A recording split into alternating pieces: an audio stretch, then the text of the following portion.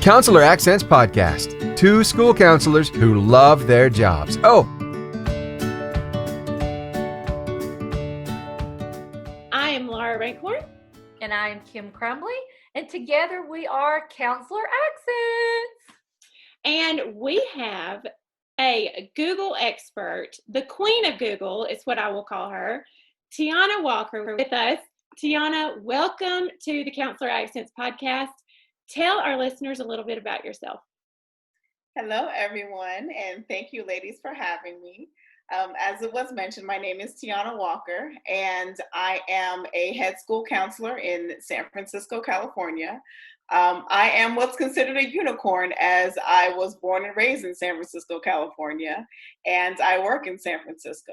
I just recently moved out to a suburb of San Francisco, but for years I was living and working in San Francisco, which was something that is not very common. I am a Google certified educator. I have a level 2 certification, and I also have a pending Google certificate. Oh, see, my phone just heard me talk about Google, so maybe we can take that off. Oh, to the Batmobile. I know. Google is always listening, so let me go and turn this off. I love it. Okay. I think that was like perfect timing. That was very official.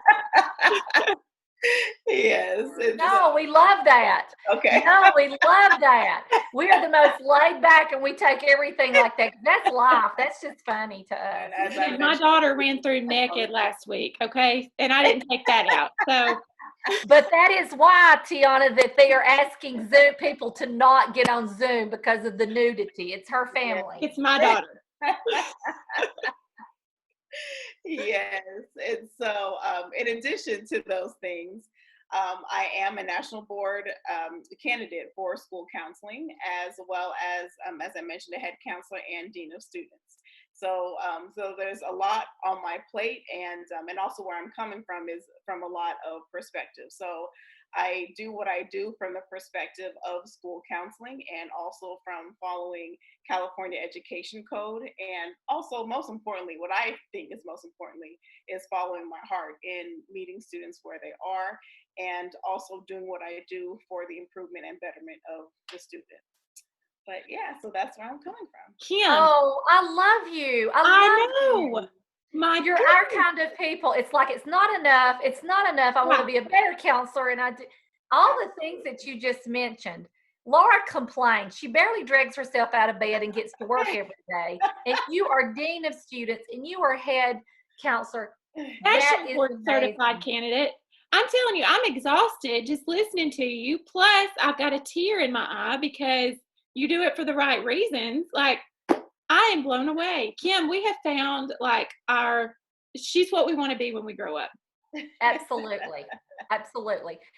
So Tiana, just asking you a little bit about your school. You're in you said a high school. Is it Public high about 1,200 students in that high school? Mm-hmm. Oh, wow. Yeah. Does that feel overwhelming? And how do you divide up your caseloads? Well, as a head counselor, I can't divide up my caseload. So I have all 1,200 of them. But as that is that we do have 4 what we call academic counselors. And so those are the counselors that on paper are supposed to count the credits and make sure that the kid graduates. But in reality, they are the ones that the students go to when they have a bad day. They are the ones that do probably the second most CPS reports after our wellness coordinator. And they are the ones that our students go to when they have anxiety attacks, when any and everything happens. Our counselors are really the front line for that. And so, counselors do a lot. I do a lot. It's the whole counseling team is really in it to win it. And it's really seen as the backbone to the student development. Wow. That's amazing. So you have a wellness coordinator? Is that what you call that person? Yes, we do. And what is that role? That's new to us. Is it new to you, Laura, that wellness coordinator? Yeah, it is. Well, And it may be to some of our other listeners. So what is their job? Yeah. Well, for San Francisco Unified, just recently, at least our high schools, I want to say all of our schools, but I do know that all the high schools do have a wellness program. And so that they are usually led by social workers. But in my experience with the 2 high schools that I've been in my career, they had a social work degree as well as a PPS credential, which is what we all have.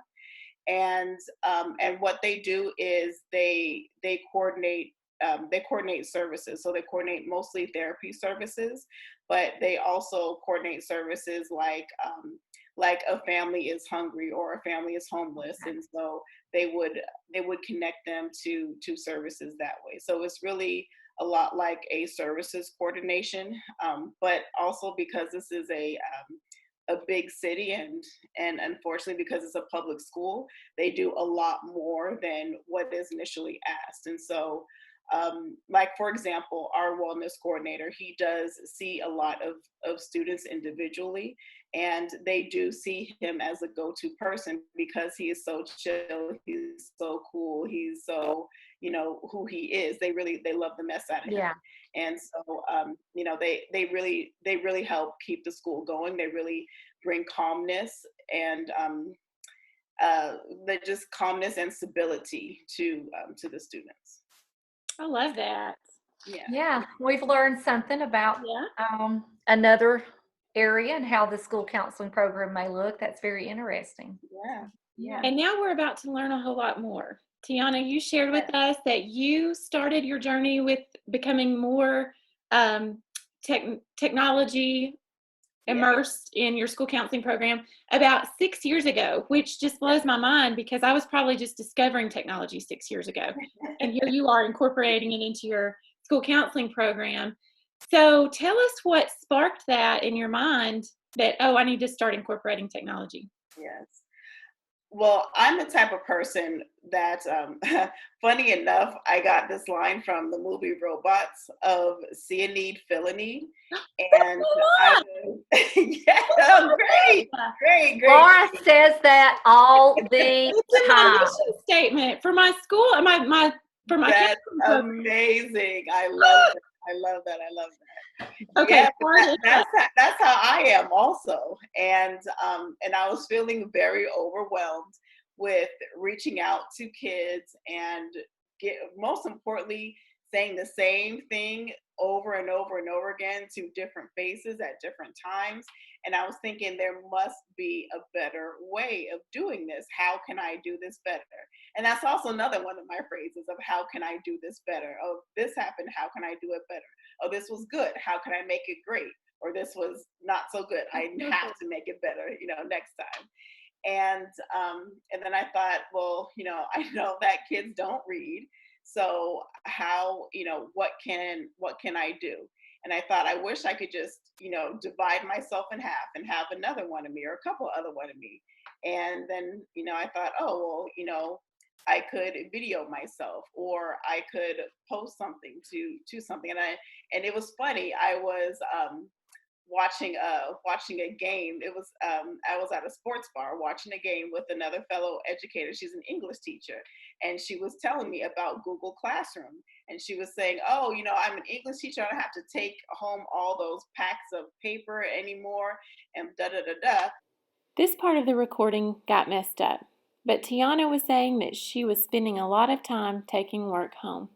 Yeah. And so I said, well, if an English teacher can do that, I can do that. I would just need to, to make the transcripts like a soft document. So I just need to make them electronic.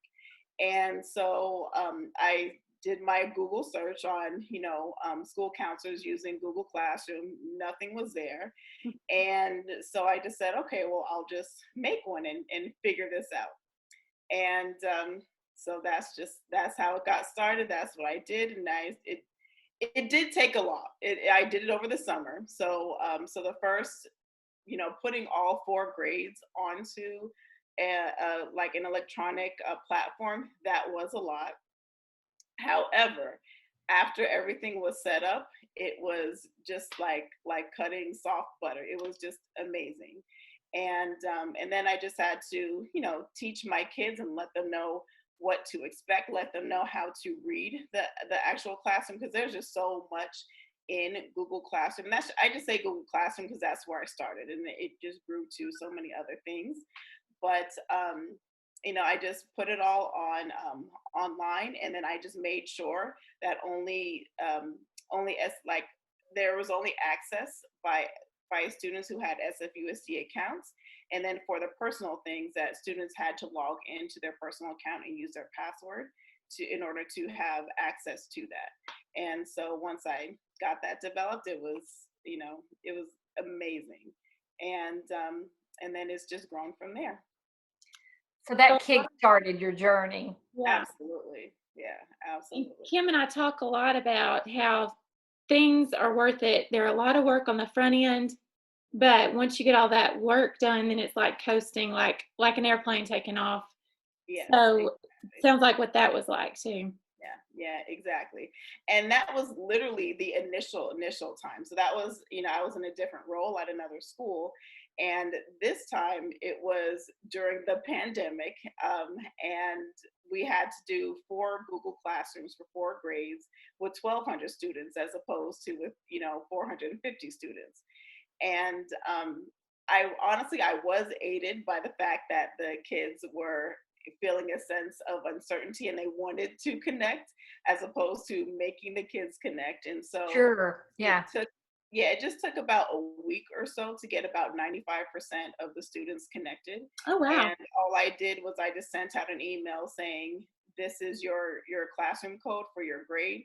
Sign up and you will receive, you'll receive notices and communications from us. And then within about a week or two, just about everyone was signed up. And so that was Wow. pretty amazing.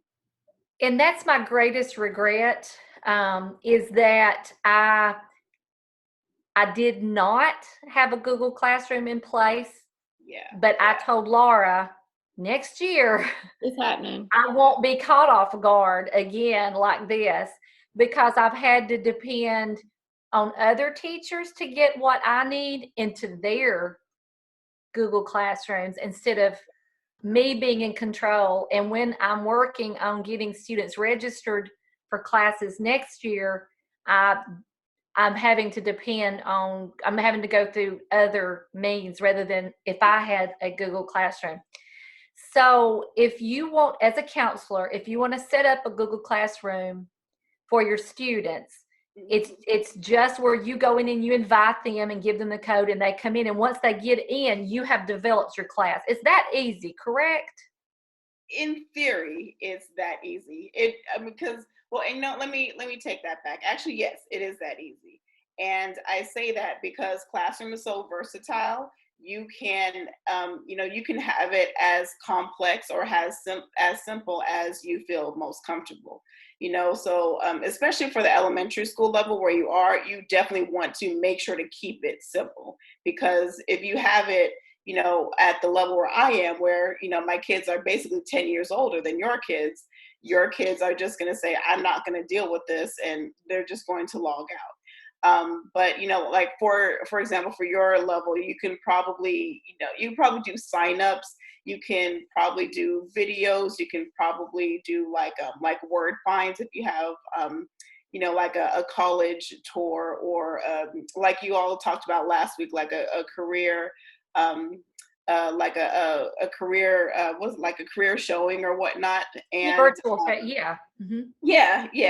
You can do certain things like that to just kind of help kids understand. And that's always been my view of Classroom and this whole online thing.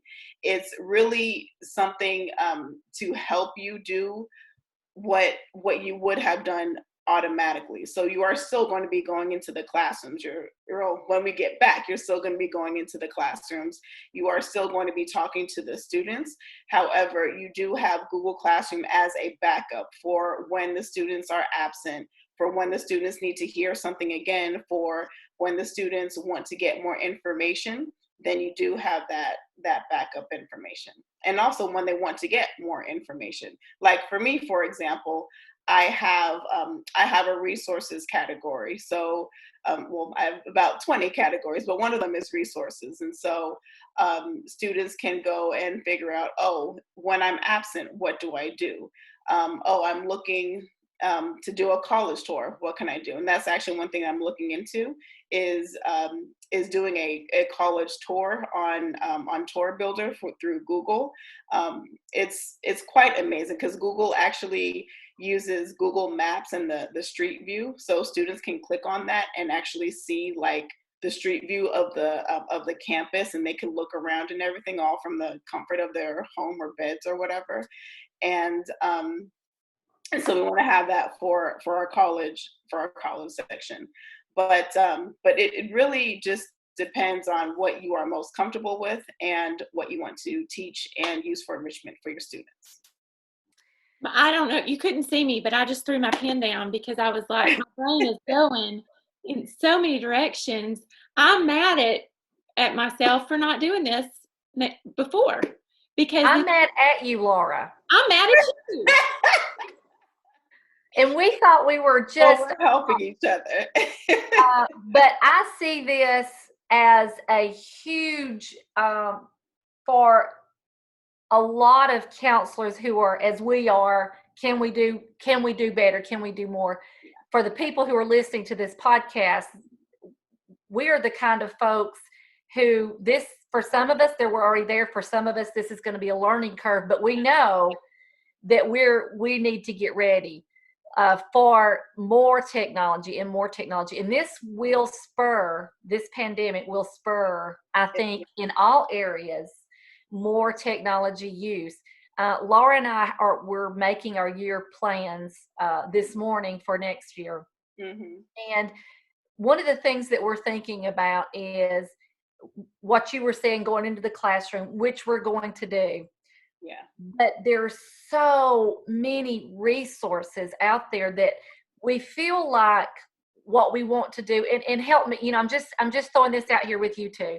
So it's almost like you want to go into the classroom, have those moments face to face, do those lessons, but also have resources that a teacher can just put on. Hey, here's a social emotional lesson from the counselor, not face to face, but just to have several options that we've created. Would that be something that we would put in Google Classroom?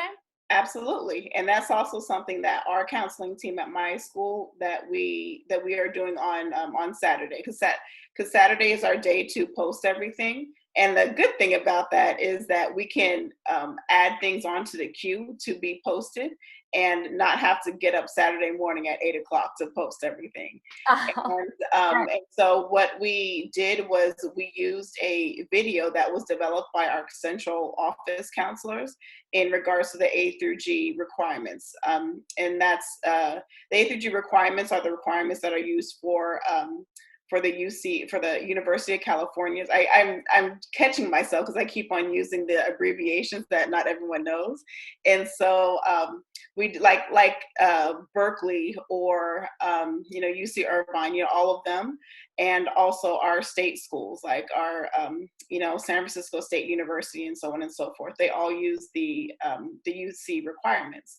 And San Francisco has recently mandated that all students who graduate from San Francisco Unified, that they have to follow the UC requirements, and which that in and of itself is a rabbit hole, but that those are the requirements. And so our district made a video explaining all of that and explaining, the differences between a C and a D and how that would qualify you or not qualify you and so on and so forth.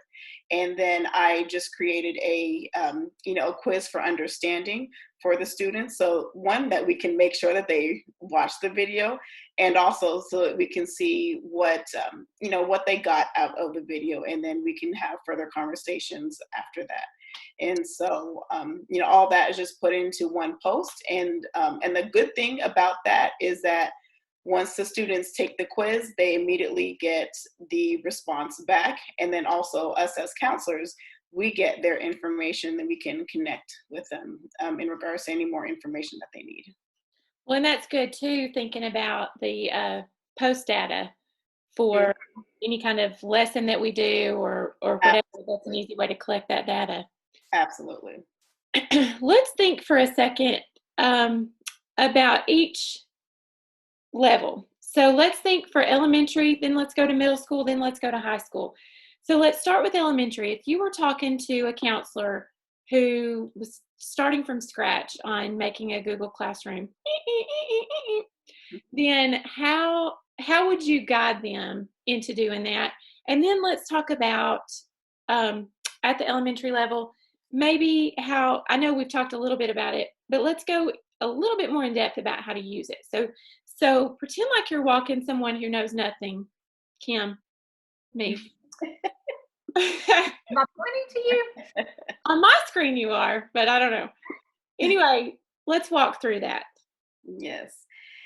Okay, so basically in creating a Google Classroom, you just go to classroom.google.com, then click the plus button that's on the top right, and that is create a classroom. And then you input your information like the name of the class. So maybe it's going to be Miss R's Google Classroom or whatever. And for me, just because I have a lot more students, I have to divide it by grade level. And so, mine was Miss Walker's it was Miss Walker's class of whatever, just because I did not want to change it, every single year to freshman, junior, senior, and so on and so forth. And then after putting in your information, then I would recommend doing a resources category. So those are the things that that kids can always go to. Like for example, for elementary, I just as a side note, I would recommend that you, of course, tell your parents about it, because I do think that maybe the 5th graders and up would be able to log in and do all of that, but I would not recommend that for, let's say, kindergartners or whatnot. And so, so for resources, I would say, put how to contact you, your email address, your office information, when you are available, when you have office hours, just all of those demographic things. And then in regards to actual interacting with your students, definitely for elementary school, I would recommend games. Like after you do your presentation, have a game like maybe, and this is outside of Google. So you would do something like I don't know, maybe Jeopardy, if you want to lead a Jeopardy game in the classroom. And of course, to just enrich whatever lesson that you had. So let's say talking about colleges, if you wanted to do a Jeopardy game about a college tour that you just went on, or if you wanted to do a word find game for, your less competitive kids, you can do something like that. And word find is actually an add-on to Classroom. And so, so you can just do things like that. And also another thing is announcements. That's very, very extremely easy. It's literally just announcements or materials. And then you can just type in, this is just a reminder.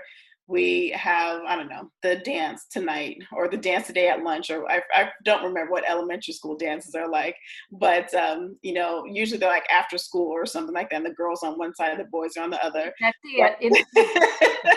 You can do that, just so come, have fun, bring your dancing shoes or whatever. It's just reminders and just that extra love and care for elementary schools.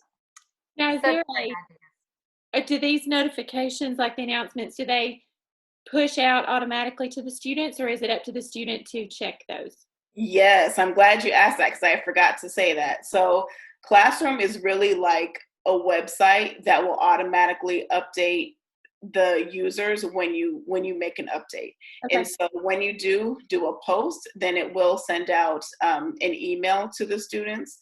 Or if you're if you're kind of a control freak like me, you meet with your students and say, let me see that you have downloaded the app to your phone.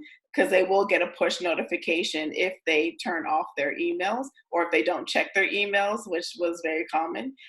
They will get a push notification saying that you did make an announcement in the classroom.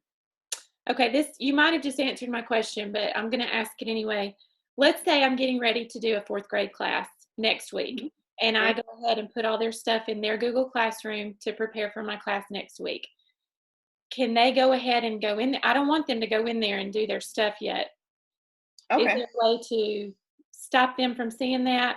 Absolutely. So you can just put in everything, and then you are going to click on schedule instead of post. So just right on the, and I keep on putting my hand up right here because it's on the top right hand. We understand. And so, too. and so you're going to see post, and then also a little triangle. And so you click on that triangle, click schedule, and then you can set the day. So then you're going to set next week at whatever time you have your class, and then it'll post like literally as that 8:30 or 12:30, whenever the class is. Okay. And then you can bring the kids down to the computer lab, and then right when the bell rings, then it'll post. Very good. That sounds so easy. Why haven't we done this? You just weren't made aware of it. But as my sister said, when you know better, you do better. That's right. It. I have never used it with children. I've used it with teachers because sometimes I need them to do something that's been directed that I need to make sure you do this. And it's been so easy because I've given it to you, pull it up, whatever you need there. But so I have K through 8. So I have middle school, and I can really see me using this with my middle school. Absolutely. And that's what I'm really missing. I wish I had that now during this time. But in addition to what we've talked about with elementary, would there be any additional things that would be applicable to middle school, or that we could include or do differently? Yes. For middle school, I would recommend adding signups, like, and even for clubs, I know there are fairs in signups, and even a sign up for specifically for your 8th graders. I know that a lot of schools do tours, or they do like a high school, I don't know, like a get to know your high school, celebration or something like that. Yes. You can do signups and different types of signups. And that's very timely right now as they're getting ready to go into high school. So exactly. Yes, exactly. And then with that, you will, and also if you need to know where your kids are going, you can do a Google form and say, everyone come down here to the computer lab, or you can just ask them to do it on their cell phones. But to be honest, in reality, you do have to kind of manhandle kids to do things a lot of times. And so you can bring them down to the computer lab and say, fill out this information, and let me know what school you are going to, just so that you can keep track of that if you need to have that information. Yeah. And then, and also there's a whole plethora of things to do at the high school level. And so one thing that I personally found extremely useful is using Classroom along with Google Suites for getting information on brag sheets, and so that I can write, strong letters of recommendation. And with that will allow me to just send out a template saying, this is the information that I need, fill out this brag sheet, and then click submit so that I can get it. And then I'll write you the letter of recommendation. And so, and it's a Google Doc. So the kid will be able to write down whatever. They'll be able to change it after submitting if they want to. And then I'll get the information that they want me to talk about in their letter of recommendation. I'll be able to write the letter of recommendation and then let them know that I've done that. And so what I have found was extremely helpful in lowering the anxiety levels of seniors, because the first semester of senior year is terrible for them. And so, of course, when they ask for a letter of recommendation, they always ask for it the day or two before it's due. Mm-hmm. And so I just drilled in their heads in probably the first the second half of the first month of senior year, that this is what I need. Please do not come to me at the last minute. This, a quarter of them will, but please do not come to me at the last minute.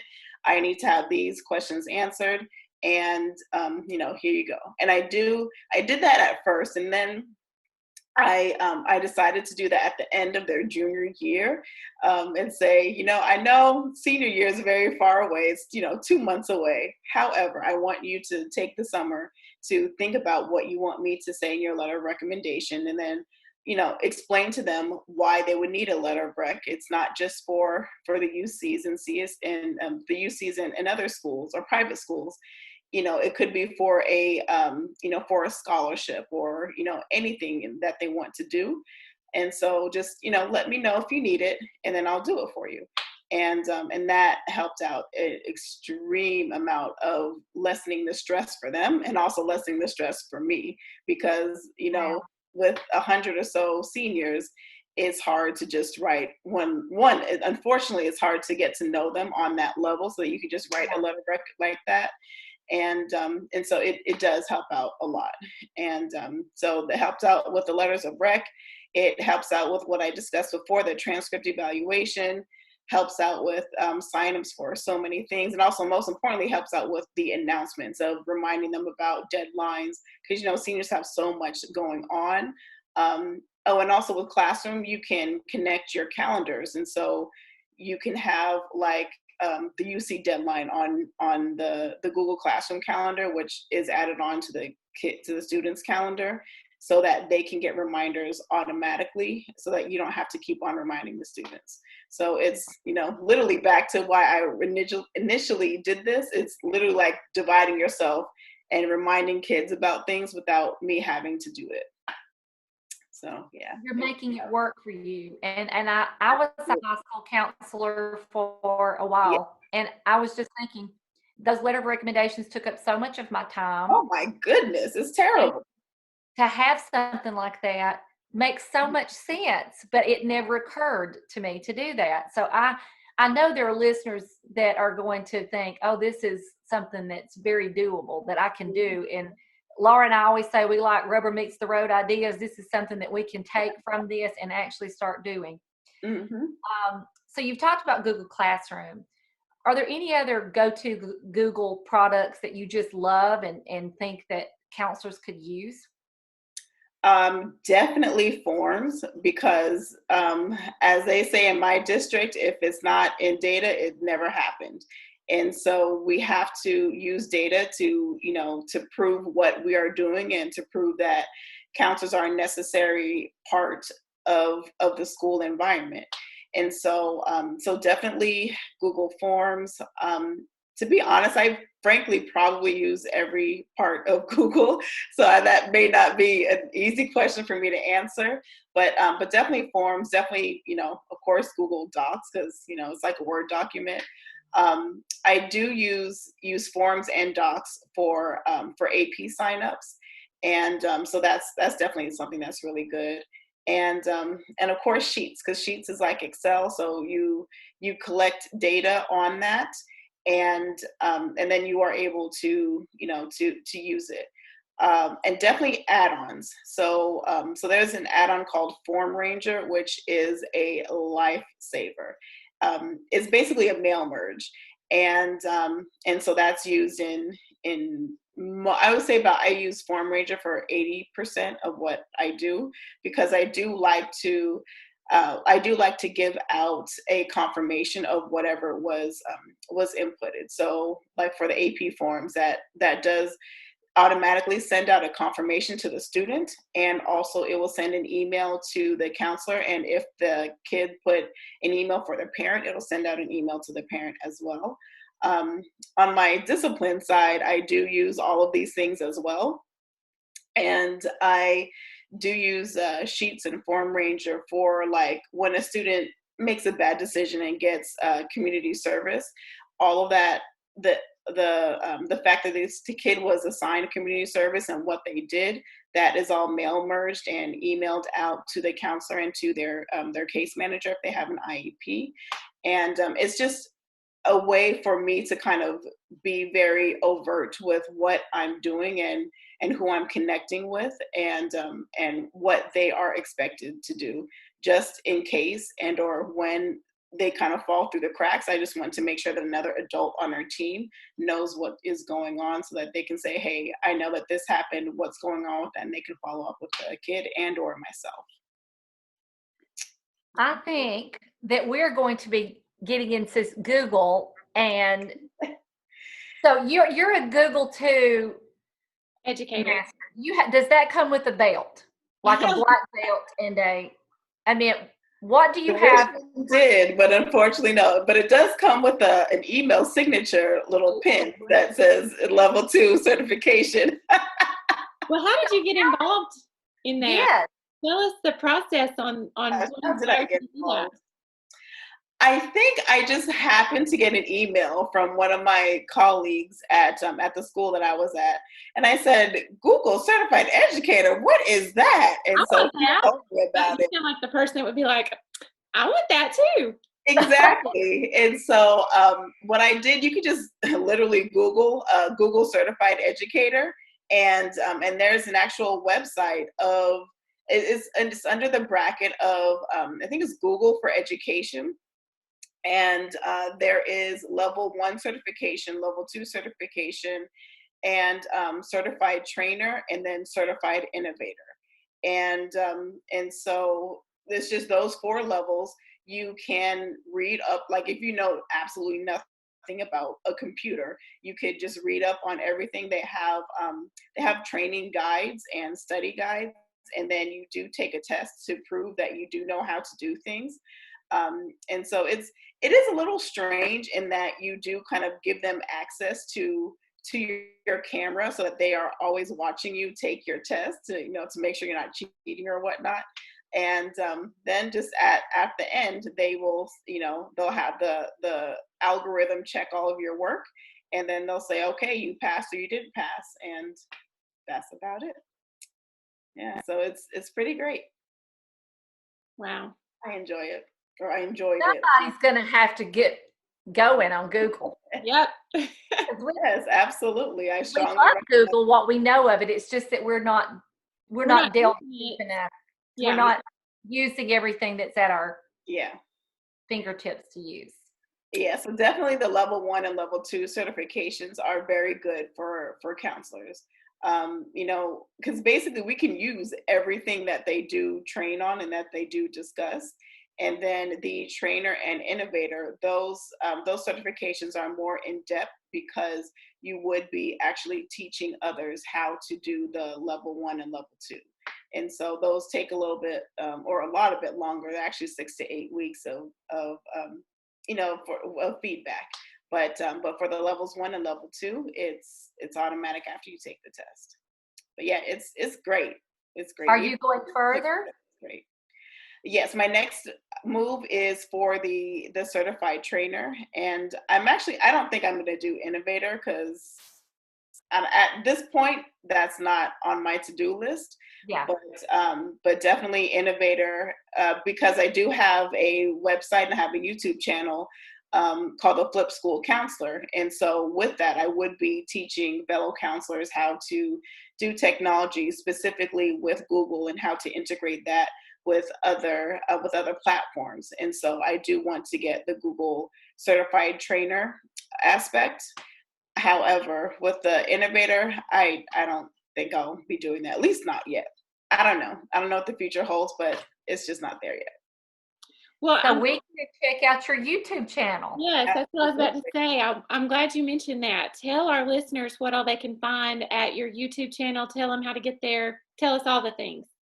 Yeah, so they can find everything that we discussed. I do go over how to set up a Google Classroom, how to make a post, and even like the advanced post. So as we discussed with you, Laura, how to schedule a post, and even things for clubs. If we only want to select certain kids, then there's a way to do that. Just there's a lot on Classroom. And then I am also, now I'm in the process of filming the videos on what I call Google cocktails, or G cocktails, which is basically how to do something that does require more than one Google platform. So that's like, I keep on talking about the AP signups, but it's like the AP signups. So you are using Google Forms, you are using the Google Docs, and you also are using Google Sheets. And so that has 3 different aspects on Google, plus an add-on. So that's why it's like a cocktail. However, once it's all, said and done, and you give it to the students, then, just everyone gets it. The counselor gets it, parent gets it, the kid gets it, you get it, and it's already done. So you don't have to do anything more. You just go in and see who signed up for AP classes, and then you just keep on moving in your setup. Because for us in our school, we for the 9th graders through 11th graders, all of the counselors meet with the kids individually, and they select their classes individually. So all this takes about 2 months to do, of nonstop meetings. Yeah. And so that's a lot, to say the least. It's a lot. It's a strain on the school, because all of a sudden the counselors are not available for 2 months. And so it's a lot. So we do want to have everything streamlined and have everything easy for the counselors to do. Sounds like it might be a tip for our minute meetings, Laura, where we meet with every single student, and we might streamline that a little easier to make that go a little smoother next year. Absolutely. Wow. Thank you so much. Thank you for everything you shared and everything you're doing. And I wish we were closer to Alabama, or we were closer to you in California, so we could see you. But this is great. We're making new friends, and we've definitely made a new contact. Oh, absolutely. Absolutely. And you can always just go to my YouTube channel or website. Just search for the Flip School Counselor, Tiana Walker, and I'm the first one that pops up. And we try to make all of our guests. We try to make all of our guests Southern. And you said at the beginning, you said it's like cutting butter, and I thought, well, there you go. She's Southern, because that is with the pearls, the cutting butter, and I did my undergrad in New Orleans. Oh, yeah, you're in. Y'all, pearls, New Orleans. Yeah, I knew. Well, you have answered a question that every school counselor has said before, and that is, how do I clone myself? And I think that you even said that at the beginning, and you figured it out. This is it. This is the way to be in multiple places at multiple times. And I just appreciate you sharing this with us. And you've made our life easier, and you're going to make tons of other lives easier as they listen to you. So thank you very much for sharing this with us. Thank you. And also to get buy-in from your admin. For me, I don't know what your schools are like, but for me and my experience, admin, they don't, how can I say, they don't micromanage. And so for me with the classroom, I just decided to do it. And so I did it, and my admin said, okay, just let me know how it turns out. That's basically what it was. However, I still do have to worry about, about buy-in. And so what I did was that our mission in the school, that was developed by the ILT program, that it was to develop our students into independent learners. And so that is another way that we can describe this, is that we want our students to be able to read something, to understand it, and to be able to act and to become an independent learner. Even though they are not, able to go teach a class, they are still able to say, I have a question, let me go look it up, and I will find out the answer. And so if anyone needs help in getting buy-in from the admin, they can use that. That is so That's good. a great point. Any other points that you want to make before we wrap up? Is there anything else that you think would be important that we didn't ask? Definitely, if they have a team, or especially if they have a team, planning, because it can go awry if you have too many cooks in the kitchen. But if it's just yourself, then, just kind of follow your heart and just think, what do my kids need and how can I give it to them? But if you have a team, just plan. Even if you are an individual, still plan, write down things so that you don't make the same mistakes next year. And, just have fun, have an open mind and open heart, and keep it pushing. I love that. I love that. So good. So good. Thank you for being on with us. Yes, thank you very much. And I'm sure we'll be calling on you again because you have just, I feel like, opened up a treasure box for us, and we're going to get into this. And so I hope you'll come back again sometime. Oh, absolutely. Yes. Feel free to contact me on the YouTube channel, like and subscribe. I'm going to keep on, putting out videos, especially since we're at home now. And, just trying to fill the need. We love it. Yes. Thank you. All right. Thank you so much. Okay, Laura. Tell me what your pick is for this week. My pick is the website called roadtripnation.com. I had found it whenever we were talking about virtual career fairs, and I think it is perfect for any age group. But I didn't get to have a career fair this year. So this, to me, is a very easy, practical way to do a career fair. But roadtripnation.com allows students to take a 3-question assessment interest inventory that is just very easy. It's like, what do you think you might be interested in? So like I put education, entrepreneurship, and then the next question is, I don't care what I'm doing as long as I can be working with others, working by myself, creative, and you just pick what excites you. And then it gives you a list of careers, and it's not just the typical careers that you think of, the cookie cutter careers. These are, it shows like very different careers, and it shows videos of people doing these careers. So I did a little video through Screencast-O-Matic showing students how to navigate, but let's be honest, anybody over the age of 6 can navigate a website. But anyway, just to help my mind, I took them on a little tour of it and showed them the videos. CareerOneStop.com/videos is another website that has videos of all kinds of careers. Funny story. Can I tell my funny story about that? No. Okay. All right. Go ahead. I see you starting to soul. No. I'm not. Oh, we're souling. Tell me a funny story about it. And you said it's Career One Stop? CareerOneStop.com/videos. That'll just take you straight to all the listing of all the videos. So I'm doing this tutorial on how to use the website. I shouldn't have, because kids can use the website. But I went to hospitality and tourism, which is always just, I love to travel. And so I said, let's go into hospitality and tourism. And I saw gaming manager. And I'm thinking back to like esports and how that's a big deal right now. And so I said, well, let's look at gaming manager. That's a big deal.